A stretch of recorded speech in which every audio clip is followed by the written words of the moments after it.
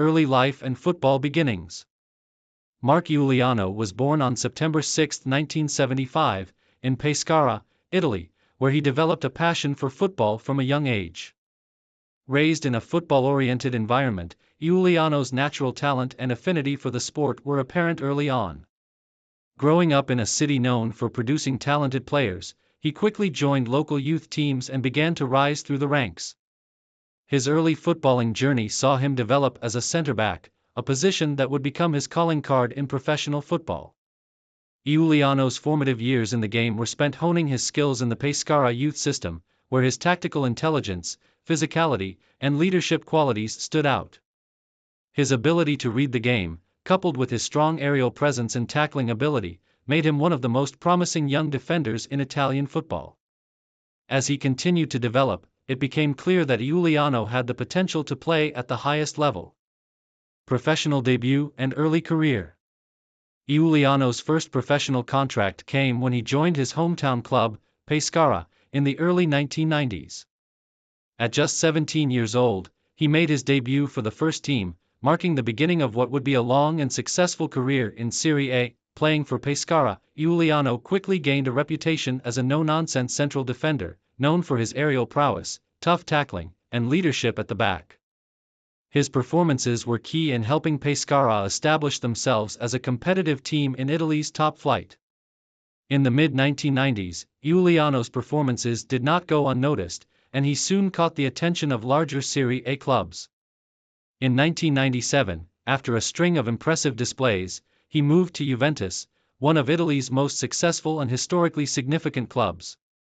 His transfer marked a significant step forward in his career, as he was about to play among some of the finest talents in European football. Juventus, the peak of his career. Giuliano's time at Juventus was the defining period of his career, with the club offering him the opportunity to showcase his talents on a much larger stage. Joining a team that was consistently competing for domestic and European honors, Giuliano played a crucial role in the heart of Juventus' defense, partnering with established defenders such as Ciro Ferrara, Angelo Peruzzi, and later, the formidable Frenchman, Didier Deschamps. His debut season with Juventus was filled with moments of excellence, but it was in subsequent seasons that Giuliano truly made his mark. Known for his disciplined defensive style, Giuliano's no-frills approach was well suited to the tactical rigor of Italian football. His ability to intercept passes, his composure on the ball, and his aerial duels became key elements of his game. Giuliano's versatility allowed him to play both as a center-back and a defensive midfielder when needed, making him a valuable asset to Juventus. Throughout the late 1990s and early 2000s, Juventus were an imposing force in Italian and European football, winning multiple Serie A titles and consistently competing in the UEFA Champions League.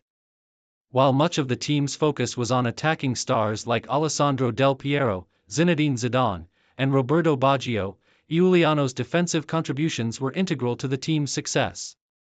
He formed solid defensive partnerships that helped Juventus maintain one of the most resilient defensive records in Serie A. Although Giuliano did not always enjoy the same star status as some of Juventus' attacking players, he was regarded as one of the most reliable and steadfast defenders in the squad. His leadership, work ethic, and ability to read the game were widely respected by his teammates and coaches alike.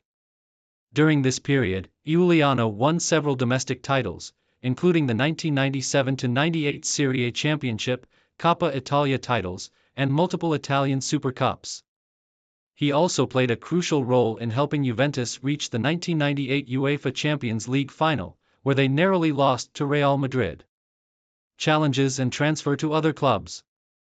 Despite his success at Juventus, Giuliano's career was not without challenges.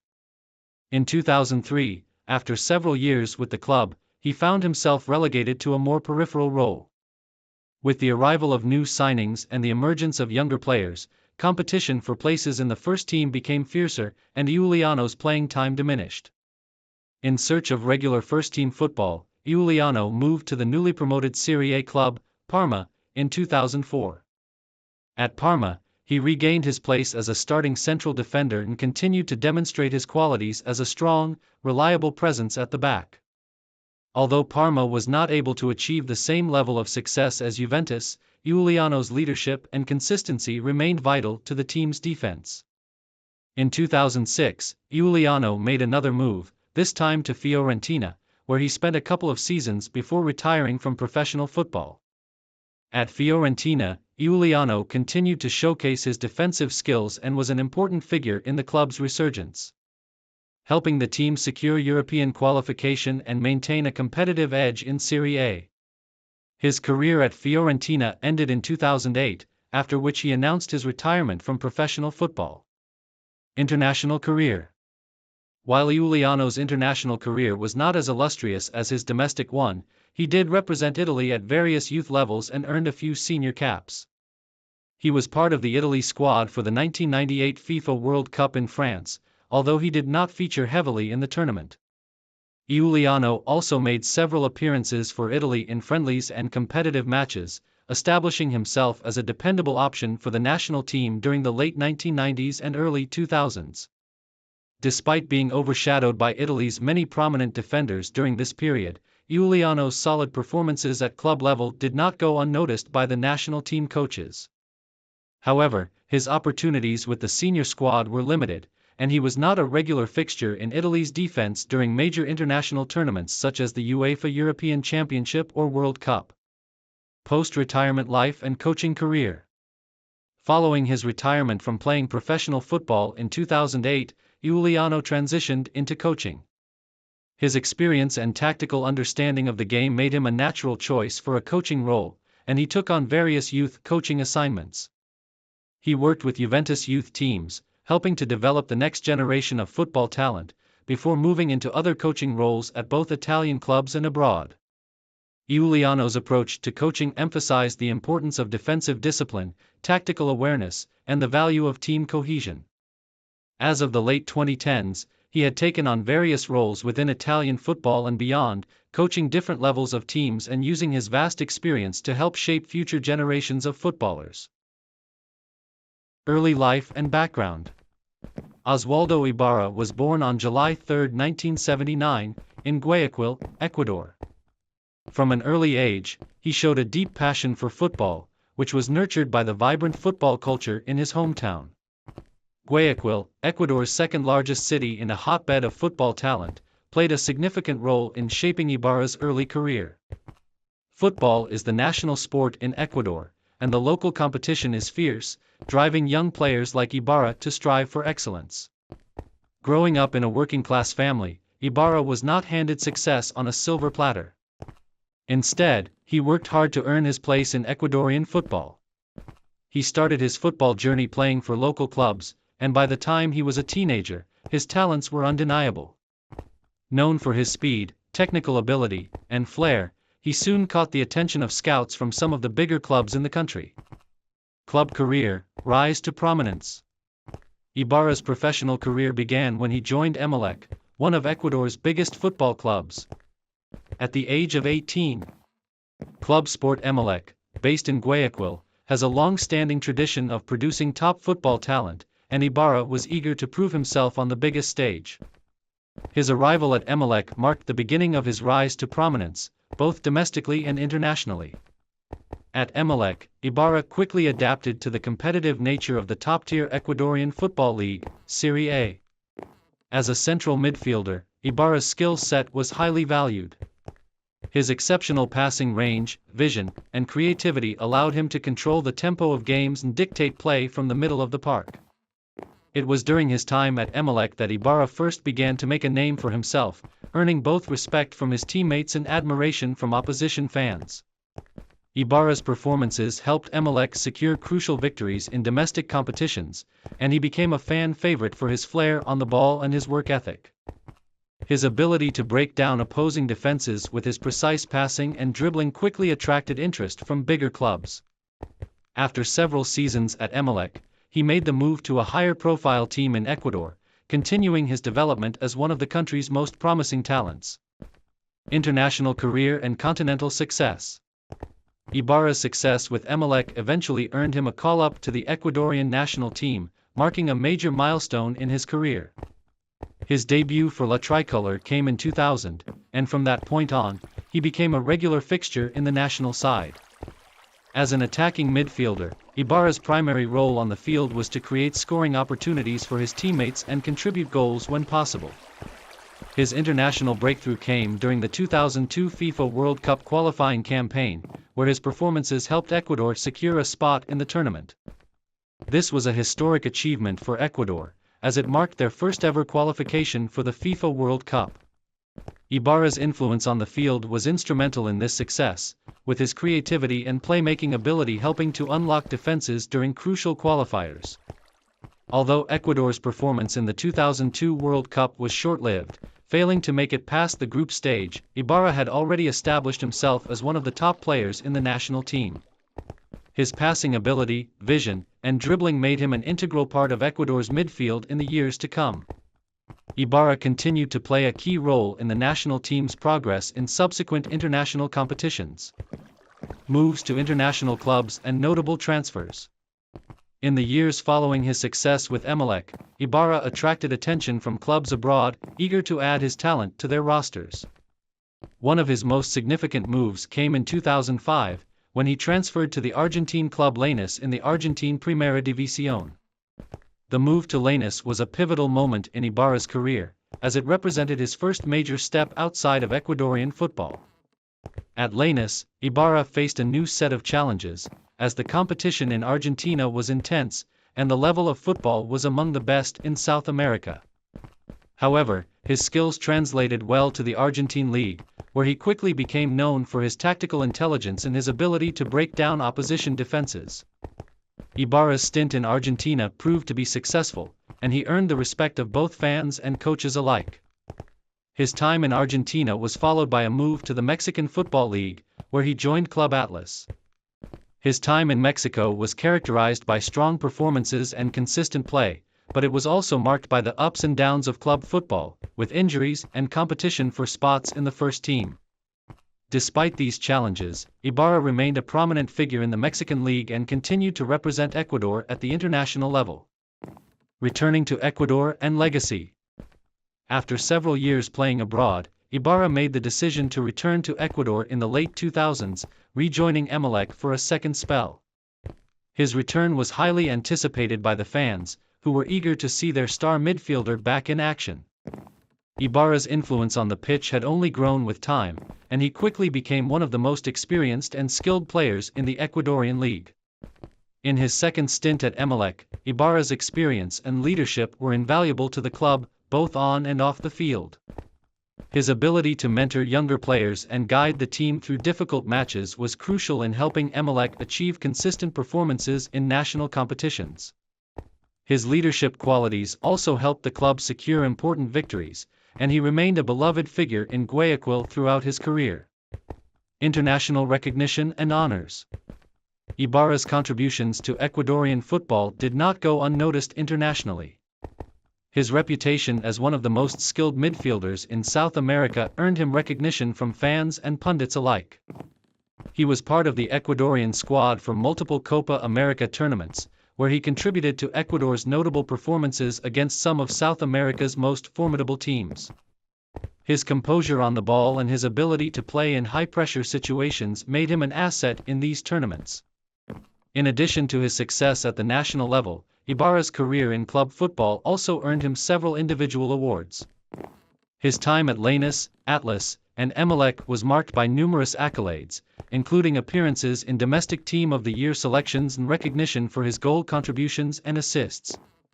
His achievements in Liga MX and Argentina helped solidify his reputation as one of Ecuador's greatest football exports. Retirement and post-playing career. Ibarra announced his retirement from professional football in 2013, bringing an end to a long and successful career. After retiring, Ibarra shifted his focus to coaching and football development. As a former professional player, he used his vast knowledge and experience to mentor younger generations of players in Ecuador. His post-playing career has been dedicated to helping develop the next wave of football talent in his home country. Ibarra's retirement did not mark the end of his connection to the sport. He remained an active figure in Ecuadorian football, involved in grassroots programs and assisting clubs with their youth academies. His deep understanding of the game and his passion for football have made him a respected figure in the Ecuadorian football community. Early life and passion for football. Johan Rodriguez was born on May 15, 1975, in Monterrey, Nuevo León, Mexico. Raised in a modest family, Johan grew up in a community where football was more than a pastime, it was a way of life. His passion for the sport ignited at an early age, playing on dirt fields with neighborhood friends. Known for his innate talent and dedication, Johan stood out among his peers, often referred to as a prodigy. His parents, recognizing his potential, supported his dream despite financial challenges. They enrolled him in a local football academy, where his raw skill was honed under professional guidance. Johan's journey was not without obstacles, but his determination and hard work were evident from the start. Rising through the ranks. Johan's first major opportunity came when he joined Monterrey's youth academy.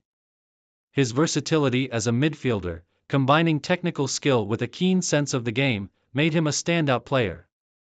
Coaches and scouts quickly noticed his ability to read the game, control the tempo, and make decisive plays. By 1995, Johan had made his professional debut for Monterrey in the Mexican Primera División. His initial years with the club were marked by steady growth as he adapted to the demands of professional football. His performances earned him the respect of teammates and fans alike. Stardom at Santos Laguna. In 1999, Johan Rodriguez made a pivotal move to Santos Laguna, a club that would become synonymous with his career. It was here that Johan truly blossomed, becoming one of the most consistent midfielders in the league. His partnership with other key players brought stability and creativity to the team's midfield, a crucial factor in their success. Johan played an instrumental role in helping Santos Laguna secure the Mexican Primera División title during the Verano 2001 season. His leadership on and off the pitch, coupled with his technical prowess, earned him recognition as one of the top midfielders in Mexican football. National team career. Johan's exceptional club performances caught the attention of the Mexican national team selectors. He made his debut for El Tri in 2000, earning a spot in the squad for the 2002 FIFA World Cup held in South Korea and Japan. Representing his country on the global stage was a dream come true for Johan, and he delivered strong performances during the tournament. Although Mexico was eliminated in the round of 16 by the United States, Johan's contributions were widely acknowledged. His discipline, tactical awareness, and ability to perform under pressure made him an integral part of the national team during his tenure. Later career and legacy. After his successful stint with Santos Laguna, Johan played for Cruz Azul and Chiapas before eventually returning to Monterrey. His later years were marked by his role as a mentor to younger players, passing on his knowledge and experience to the next generation. Johan retired from professional football in 2007, leaving behind a legacy of dedication, skill, and sportsmanship. Throughout his career, he was known for his humility and commitment to the game, traits that endeared him to fans across Mexico. Life after football. Post-retirement, Johan transitioned into coaching and football analysis. He has worked as a youth coach, helping develop young talent and instilling the values of hard work and perseverance that defined his own career. Johan has also appeared as a pundit, offering insightful commentary on Mexican football. In addition to his professional endeavors, Johan remains active in community projects, using his platform to give back to the sport and the community that supported him. His involvement in charity matches and grassroots football initiatives showcases his enduring love for the game. Conclusion. Johan Rodriguez's journey from the streets of Monterrey to the international stage is a testament to his talent, determination, and passion for football. As a player, he epitomized consistency and professionalism. As a mentor and community leader, he continues to inspire those who aspire to follow in his footsteps. Johan's story is not just about football, it is about perseverance, humility, and the power of dreams.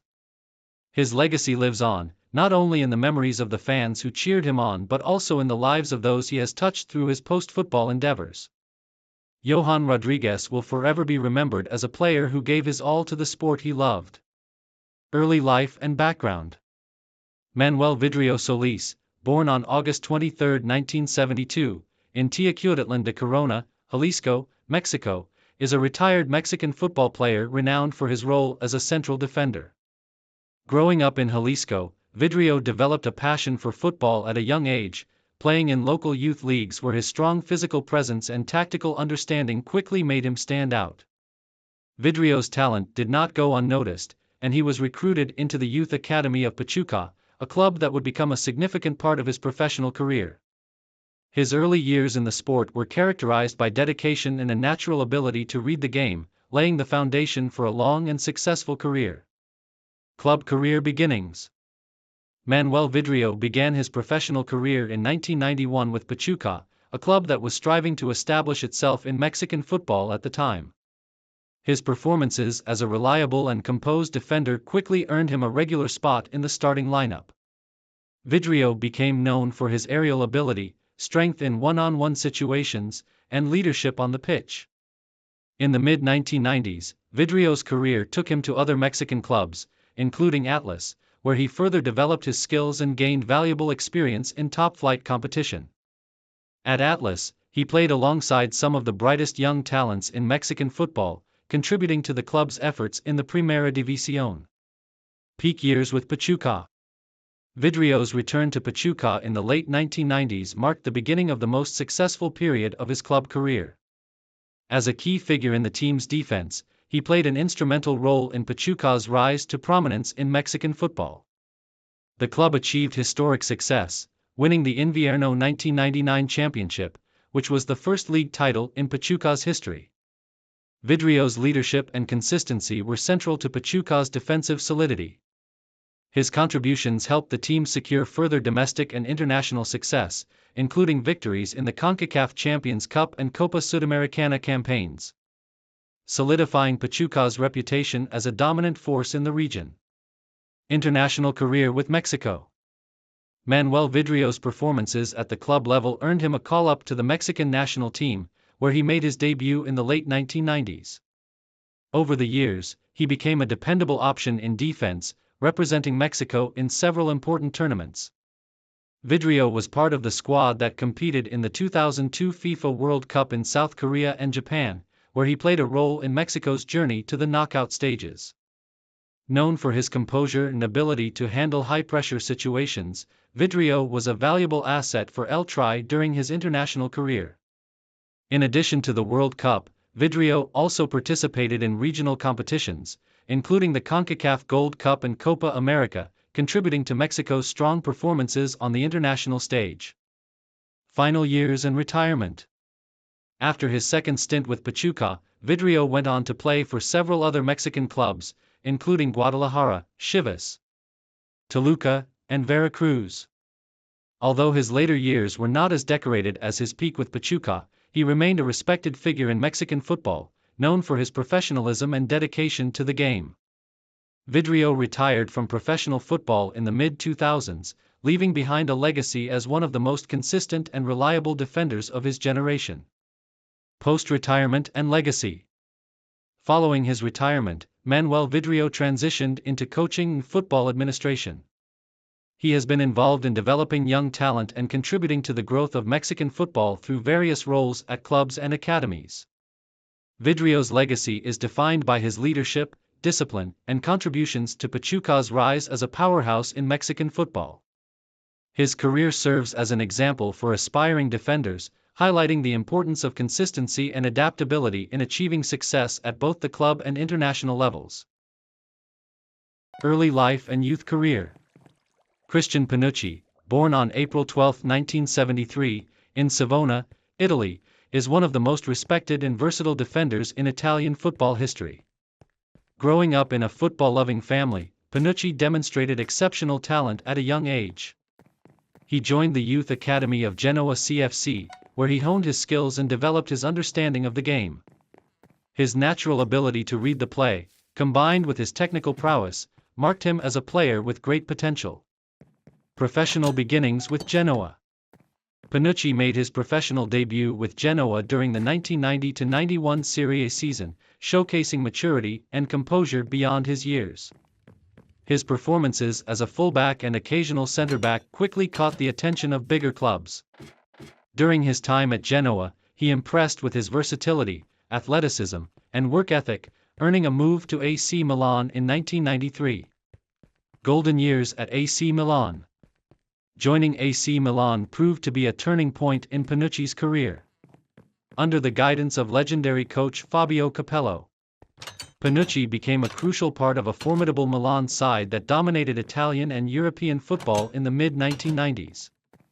During his tenure at Milan, Panucci won 2 Serie A titles, 1993-94 and 1995-96, the UEFA Champions League, 1993-94, and the European Super Cup. His adaptability allowed him to excel both as a right-back and a central defender, earning widespread praise for his defensive capabilities and occasional forays into attacking positions. Move to Real Madrid. In 1997, Panucci joined Real Madrid, becoming one of the few Italian players to succeed in La Liga. His arrival at the Spanish Giants reunited him with Capello, who trusted Panucci's abilities to strengthen the team's defense. At Real Madrid, Panucci continued his success, helping the team win the 1997 La Liga title and the 1997-98 UEFA Champions League. His performances during this period solidified his reputation as one of Europe's best defenders. Return to Italy and stint with AS Roma. After a brief spell at Inter Milan in 1999, Panucci moved to AS Roma in 2001.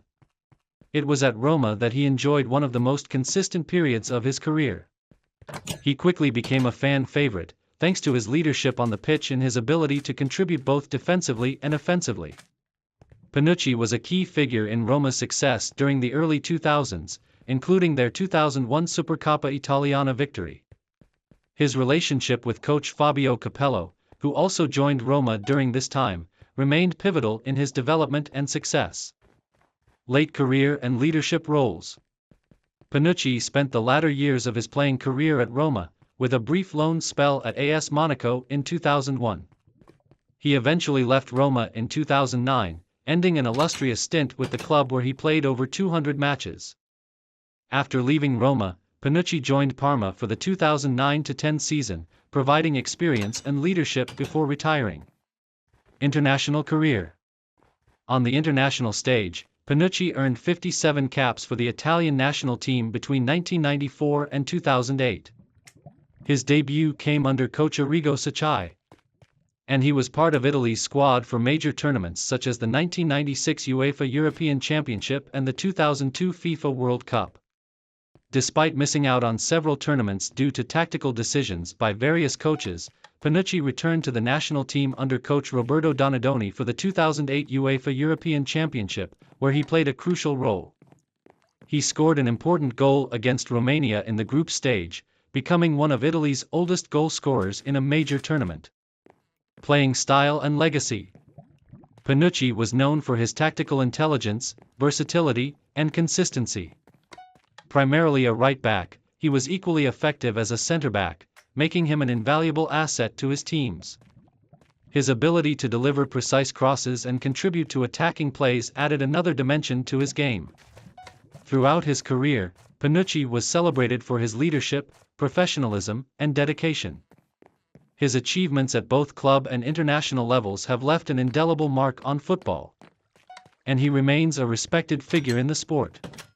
Post-retirement and coaching career. After retiring as a player, Panucci transitioned into coaching. He served as an assistant coach for Russia under Fabio Capello and later managed teams like Livorno and the Albanian national team. While his coaching career has not reached the heights of his playing days, Panucci's deep understanding of the game and experience continue to make him a valuable figure in football. Personal life and legacy. Off the pitch, Panucci is known for his charismatic personality and passion for the sport. He remains a beloved figure among fans of the clubs he represented, particularly AC Milan and AS Roma. His contributions to Italian football, both as a player and a mentor, ensure that his legacy endures. Christian Panucci's journey from a promising young talent in Savona to one of the most decorated and respected defenders in football history is a testament to his skill, determination, and love for the game. Early life and youth career. Boško Balaban was born on October 15, 1978, in Rijeka, Croatia, which was then part of Yugoslavia. From a young age, Balaban exhibited a natural talent for football, joining local club NK Rijeka's youth academy. The club's emphasis on nurturing local talent provided Balaban with the ideal environment to develop his skills. His exceptional goal-scoring ability and technical finesse quickly set him apart, and it became evident that he had the potential for a successful professional career. Professional debut and rise with NK Rijeka. Balaban made his senior debut for NK Rijeka in 1995. As a forward, he displayed an instinct for scoring goals, becoming a key player for the team despite his young age. Over several seasons, Balaban's performances in the Croatian First League solidified his reputation as one of the league's most promising talents. During his time at Rijeka, Balaban developed his style of play, characterized by clinical finishing, positional awareness, and composure under pressure. His performances earned him attention from bigger clubs domestically and abroad. Success at Dinamo Zagreb. In 2000, Balaban signed with Dinamo Zagreb, one of Croatia's top clubs.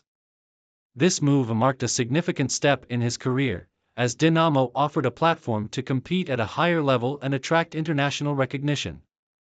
At Dinamo, Balaban thrived, becoming one of the league's leading goal scorers.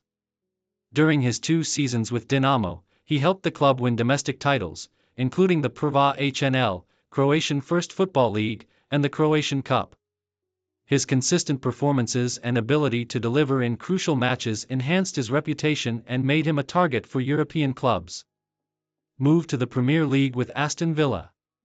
In 2001, Balaban signed with Aston Villa in the English Premier League for a reported £6 million transfer fee.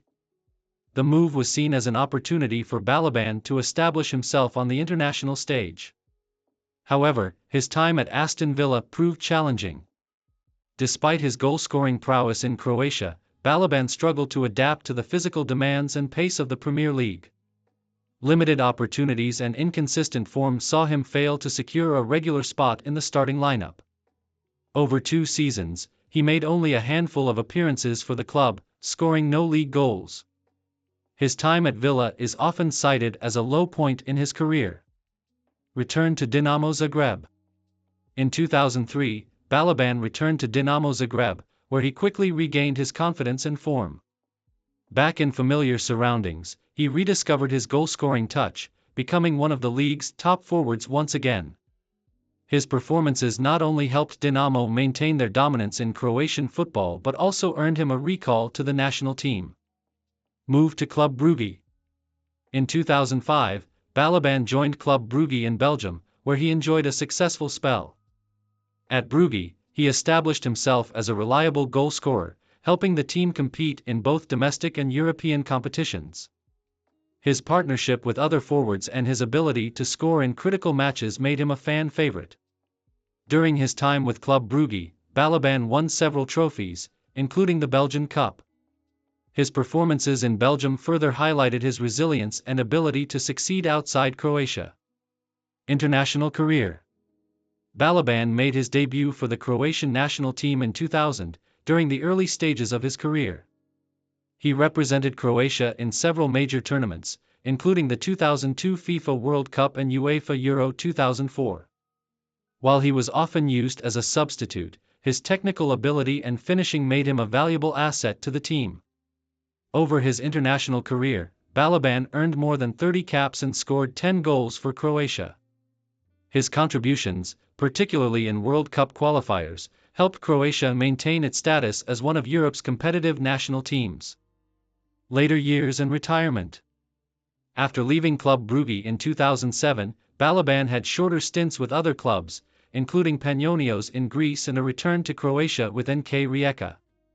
While he continued to demonstrate his scoring ability, injuries and age began to limit his performances. He retired from professional football in the early 2010s. Playing style. Boško Balaban was known for his natural goal-scoring instincts and versatility as a forward. He could play as a central striker or on the wings, using his pace, dribbling, and precise finishing to create and convert chances. Balaban's composure in front of goal and ability to capitalize on small opportunities defined his career. Despite his struggles in England, Balaban's performances in Croatia and Belgium demonstrated his technical quality and determination. Post-retirement and legacy. Following his retirement, Balaban stayed connected to football, occasionally engaging in media appearances and punditry. His career is remembered for its highs, such as his success with Dinamo Zagreb and Club Brugge, and its lows, particularly his difficulties at Aston Villa. Balaban's story serves as a reminder of the challenges faced by players adapting to different leagues and the resilience required to bounce back from setbacks. For Croatian football fans, he remains a symbol of the country's footballing talent during the early 2000s. Conclusion. Boško Balaban's career was a journey of triumphs, challenges, and reinventions. From his early days at NK Rijeka to his goal-scoring exploits at Dinamo Zagreb and Club Brugge, Balaban showcased the qualities of a talented forward. While his time in the Premier League did not meet expectations, his resilience in reviving his career and achieving success elsewhere highlights his determination and passion for the game. Early life and beginnings in football. Davor Šuker was born on January 1, 1968, in Osijek, a city in Croatia, then part of the Socialist Republic of Croatia within the former Yugoslavia. Raised in a football-loving family, Šuker's early life was deeply influenced by the sport, with his father, a local footballer, encouraging him to take up the game. From a young age, Šuker demonstrated a passion and talent for football, quickly catching the attention of local coaches and football scouts. At the age of 10, Šuker joined the youth system of NK Osijek, the club in his hometown, where he began to hone his skills as a forward. His natural ability to score goals and his sharp footballing mind stood out, making him one of the club's brightest young talents. Over time, Šuker's exceptional talent would propel him through the ranks, eventually earning him a spot on Osijek's senior team. By the age of 18, Šuker made his first appearance for the senior team of NK Osijek in the Yugoslav First League, showing early signs of the prolific striker he would later become. His performances in domestic football caught the attention of scouts from bigger clubs across the former Yugoslavia, and it was clear that he was destined for greater things. Move to Dinamo Zagreb and early success. In 1987, Davor Šuker moved to Dinamo Zagreb, one of the top clubs in the former Yugoslavia. This move marked the beginning of a remarkable career that would span some of Europe's most prestigious football clubs. At Dinamo, Šuker flourished under the guidance of head coach Mirko Jozic, who recognized the young forward's potential and gave him the freedom to showcase his skills. During his time at Dinamo, Šuker helped the club win several Yugoslav championships. His performances in the domestic league earned him a reputation as a clinical and creative striker, able to both score goals and create chances for his teammates. His partnership with other talented players at the club, such as Zvonimir Boban, was one of the highlights of Dynamo's successful years in the late 1980s and early 1990s. Šuker's time at Dinamo Zagreb also saw him break into the Yugoslav national team, where he would go on to make his international debut in 1990.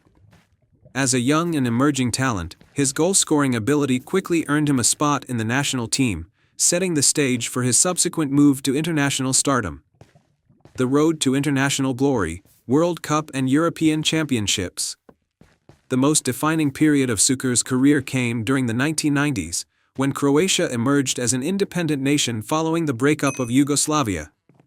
Šuker, a key player for the newly formed Croatian national team, quickly became the face of Croatian football, as the nation sought to establish itself on the international football stage. In 1996, Šuker played a pivotal role in Croatia's run to the UEFA European Championship semi-finals. His brilliant performances, including a memorable goal against Germany in the quarterfinals, showed that the Croatian national team, led by coach Miroslav Blažević, was a force to be reckoned with in European football. Šuker's vision, dribbling, and ability to score goals became the hallmark of his play. However, it was in the 1998 FIFA World Cup that Šuker truly cemented his status as one of the best forwards in the world. Croatia's incredible third-place finish in France brought the country to the attention of football fans worldwide. Šuker was in sensational form throughout the tournament, finishing as the Golden Boot winner with 6 goals, including a memorable brace against Germany in the quarterfinals. His performances in France 1998 are still remembered as some of the best in World Cup history. His technical prowess, deadly finishing, and leadership on the field helped Croatia secure a historic third-place finish in only their first World Cup appearance as an independent nation. Šuker's individual achievement of winning the Golden Boot capped off a brilliant tournament for him, solidifying his place among the greatest players in world football. Club career, success in Spain and Europe. Following his success at the World Cup, Šuker's reputation as one of Europe's top strikers soared. In 1999, he made a high-profile move to Spain to join Real Madrid, one of the world's most prestigious football clubs. The move was a major step in Šuker's career, as he now had the opportunity to showcase his talents in one of the best leagues in the world. At Real Madrid, Šuker was part of a team that included stars like Raúl, Fernando Hierro, and Roberto Carlos, all of whom contributed to the club's dominance in Spanish and European football. While his time at Real Madrid was relatively short, Šuker's technical ability and versatility were highly valued. He helped the club win several La Liga titles and was an important player in their 1999-2000 UEFA Champions League triumph. After his stint at Real Madrid, Šuker moved to Sevilla FC in 2000, where he continued to showcase his skill and experience in La Liga. Despite facing more competition for a starting spot, Šuker's ability to score goals and contribute to the attack made him a key player for Sevilla, where he spent several productive seasons before moving on to other European clubs. Over the course of his career, Šuker also played for Arsenal and West Ham United in the English Premier League, where he was praised for his finesse and clinical finishing ability despite his age. Although his best years were behind him, Šuker continued to play in the top divisions of European football for several years. Retirement and legacy. Davor Šuker retired from professional football in 2003 after a highly successful career both at the club and international level. Throughout his career, Šuker amassed impressive statistics, including over 250 goals at the club level and 45 goals for the Croatian national team. His international career spanned nearly a decade, and he was a crucial figure for Croatia, not only in their historic third-place finish at the 1998 World Cup but also as one of the top goal scorers in Croatian football history. Post-retirement, Šuker shifted his focus to administration and development of Croatian football. He became involved with the Croatian Football Federation, eventually being elected as its president in 2012. Under his leadership, Croatian football has continued to grow, with the national team regularly qualifying for major tournaments and reaching the 2018 FIFA World Cup final. Šuker's experience as a player has been instrumental in shaping the modern Croatian national team, and he is widely respected for his contributions to the sport both on and off the field.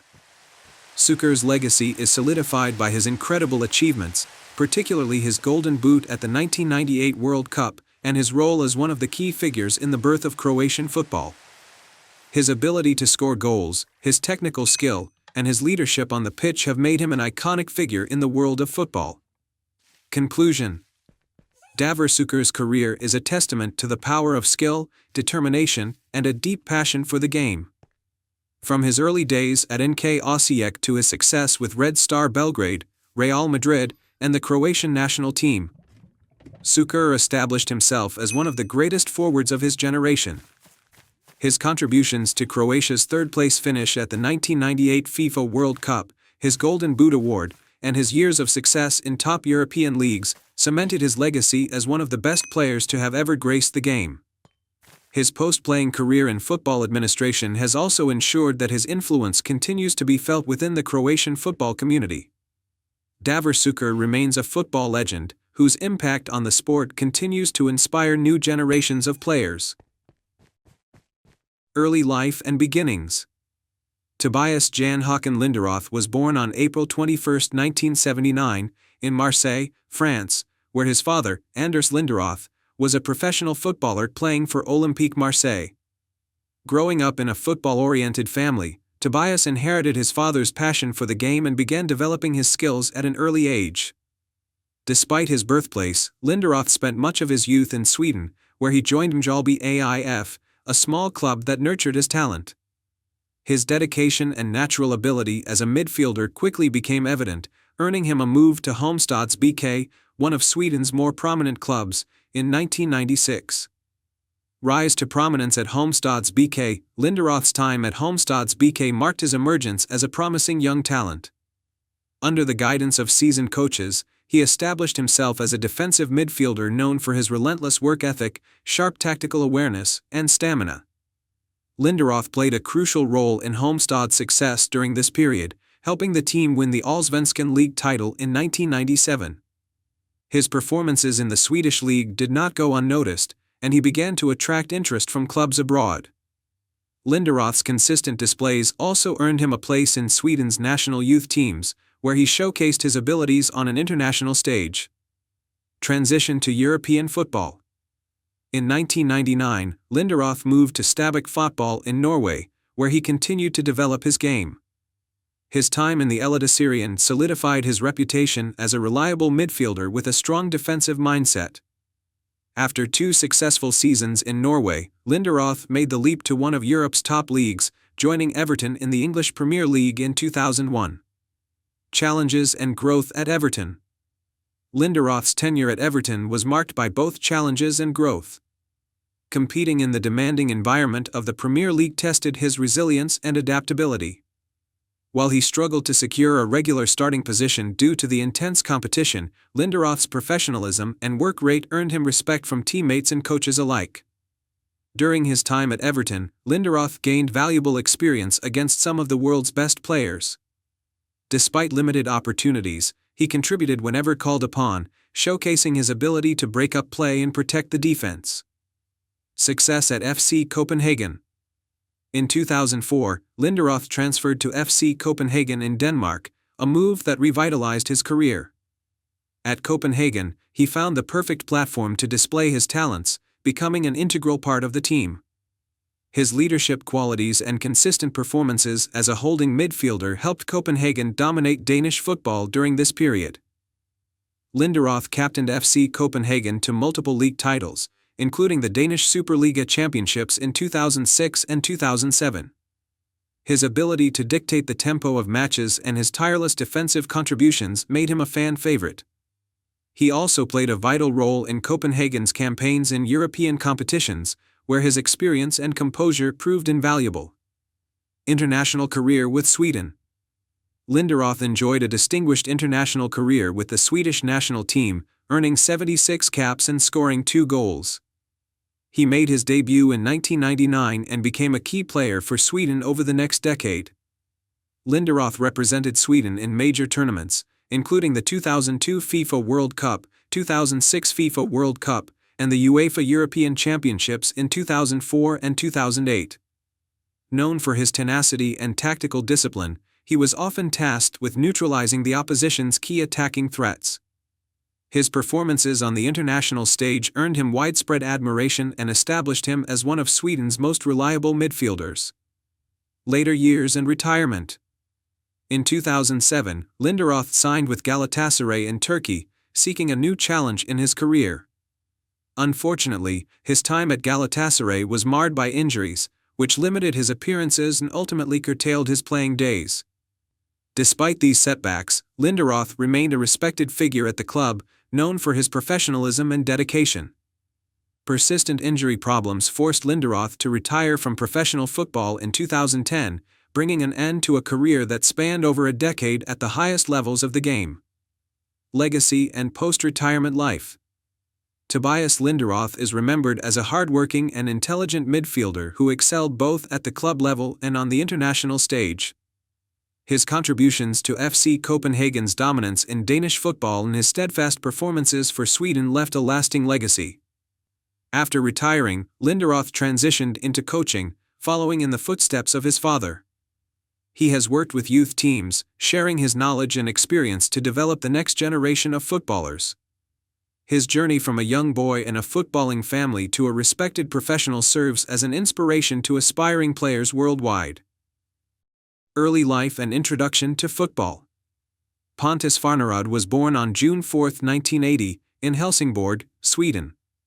From an early age, he demonstrated a natural talent for football, growing up in a region passionate about the sport.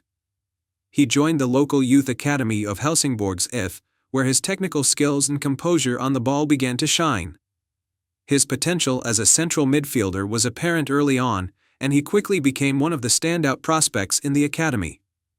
Pontus benefited from the guidance of experienced coaches at Helsingborg, which helped him develop the attributes that would define his playing style: vision, accurate passing, and an ability to read the game. By his mid-teens, he was already attracting interest from bigger clubs in Sweden and abroad. Club career beginnings and move to AS Monaco. Farnerud's senior career began in 1996 when he made his professional debut for Landskrona Bois, a Swedish second-tier club. His performances with Landskrona were impressive enough to earn him a transfer to AS Monaco in 1998. At the age of 18, the move to Monaco represented a significant step up, as he transitioned to one of the top leagues in Europe, the French Ligue 1. At Monaco, Farnerud developed his craft further under the tutelage of world-class players and coaches.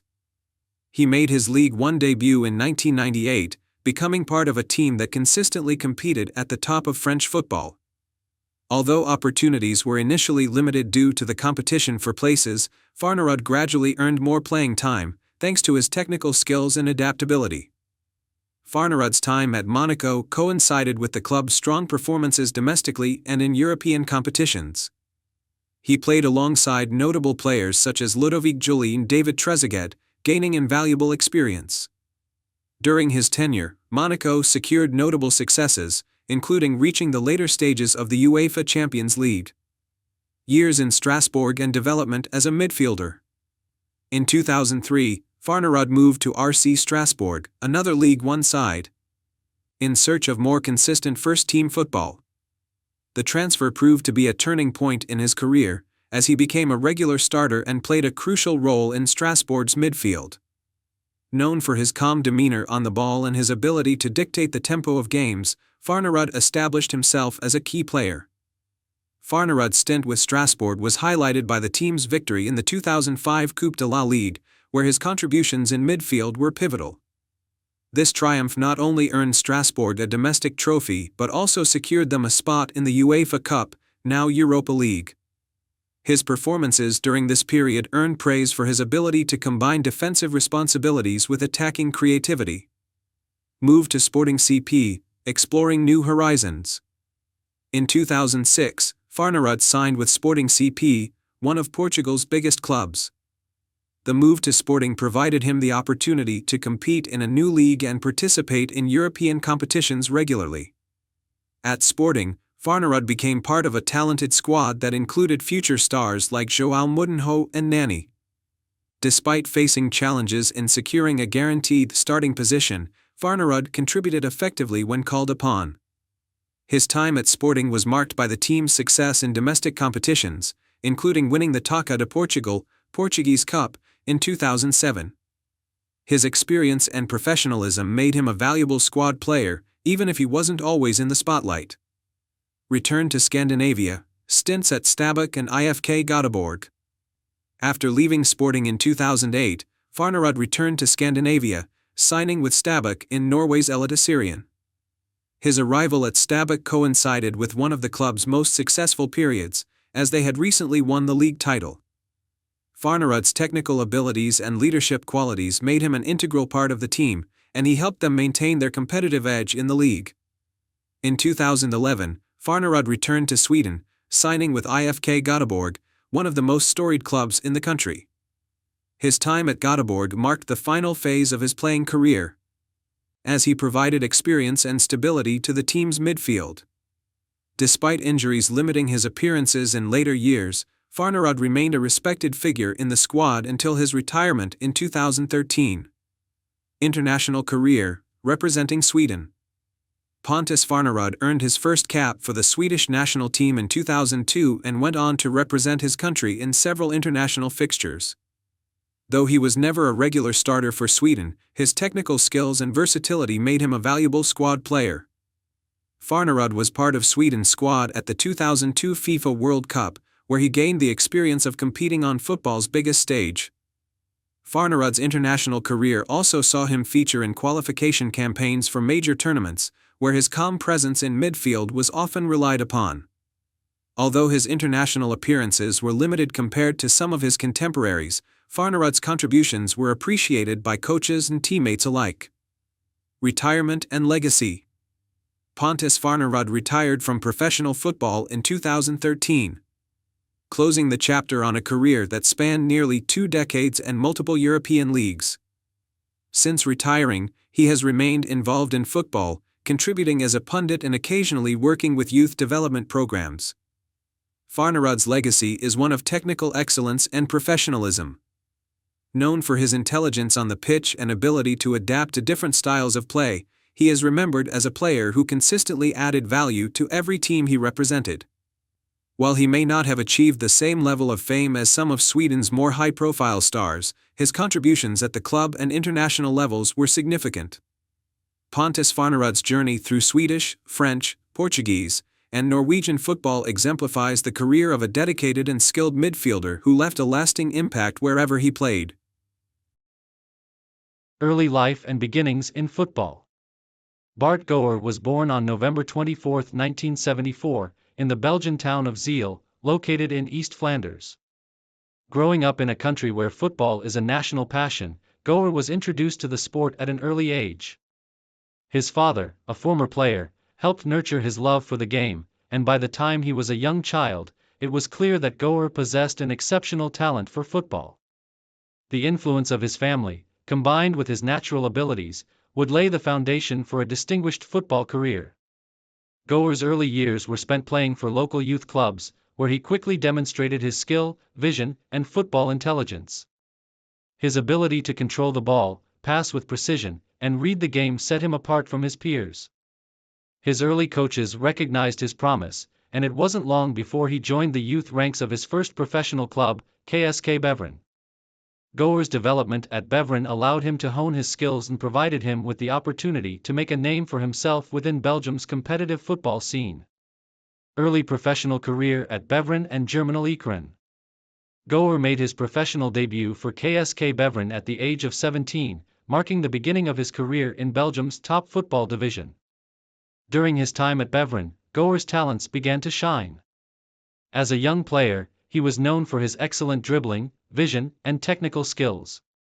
He quickly earned a regular spot in the first team and established himself as one of the brightest young prospects in Belgian football. After several seasons at Beveren, Goer moved to another Belgian club, Germinal Ekeren, in 1995. At Germinal Ekeren, Goer's talent continued to flourish.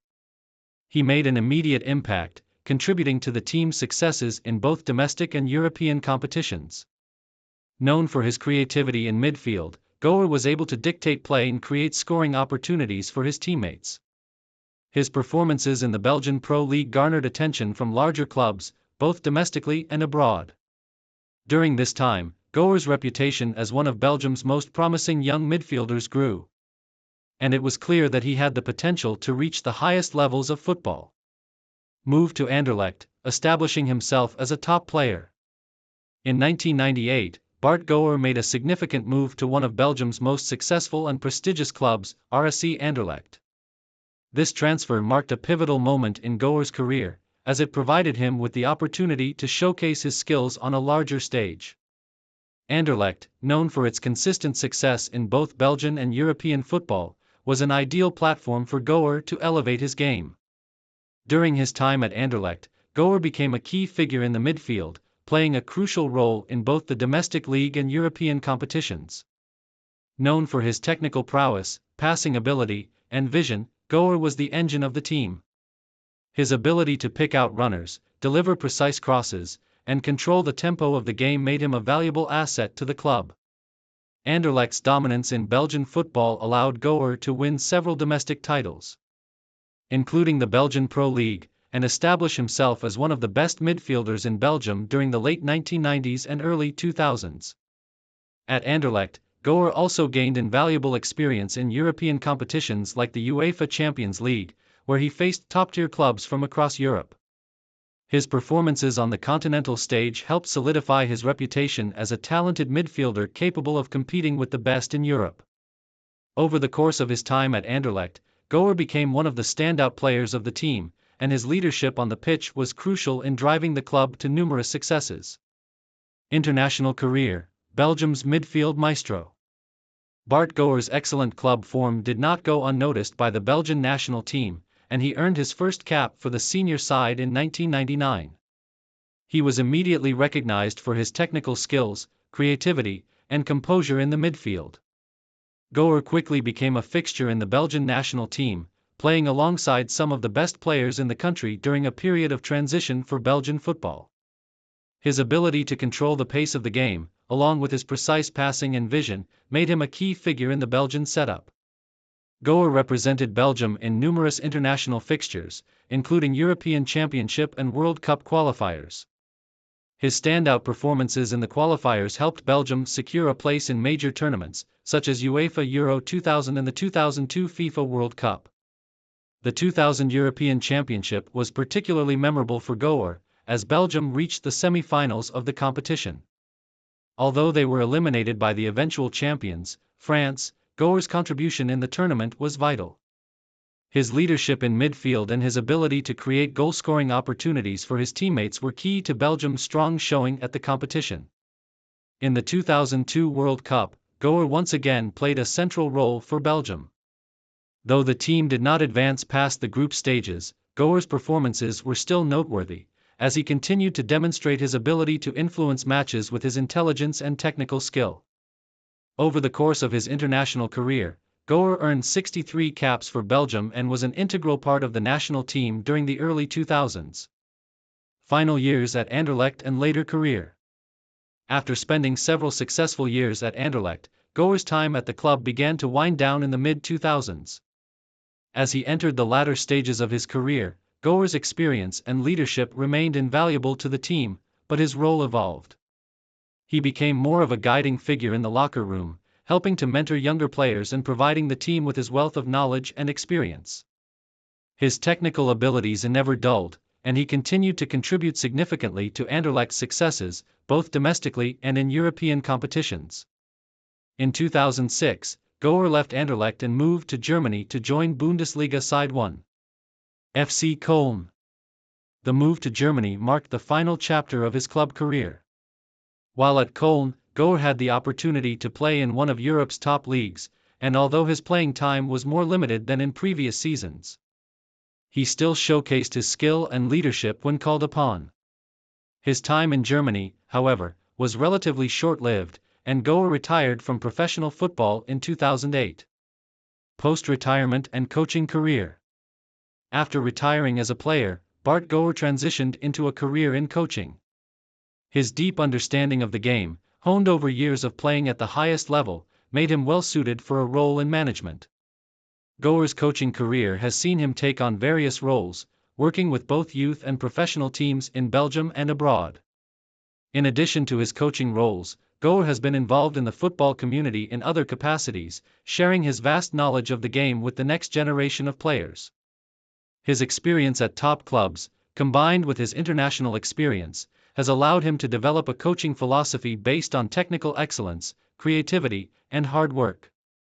Goer remains a respected figure in Belgian football and continues to contribute to the sport in various ways.